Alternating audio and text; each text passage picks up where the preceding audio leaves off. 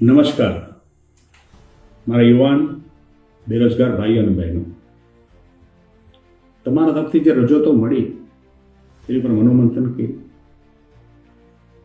અને જ્યાં જરૂર પડે ત્યાં નિયમોનો સુધારા હોય, જે રજૂઆતો હોય તે કરી અને ચાલુ પણ છે. પણ અત્યારે ચૂંટણીની જાહેરાત થઈ ગઈ છે. તમારી પાસે પચોડી ત્યાં હશે જ. તમારી પાસે તમામ માણસો મત માંગવા આવશે. દરેક જ્ઞાતિમાંથી આવશે, દરેક ધર્મમાંથી આવશે, દરેક પક્ષમાંથી મત માંગવા તમારી પાસે આવશે. પોતાની વાતો પોતાની રજૂઆતો કરશે. પણ આપણી સમસ્યા, આપણી જરૂરિયાત, બેરોજગારીના પ્રશ્નો કોણ દૂર કરશે તે નક્કી કરવાનું છે.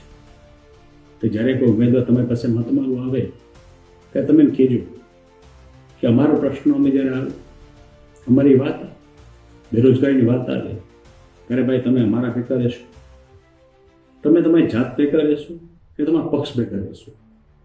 જેને કારણે આપણે વિનંતી કરું છું, આપણો મત કોને, જે આપણા પ્રશ્નને, આપણી વાતને વાચા આપે. આપનો આભારી જવાહર ચાવડા.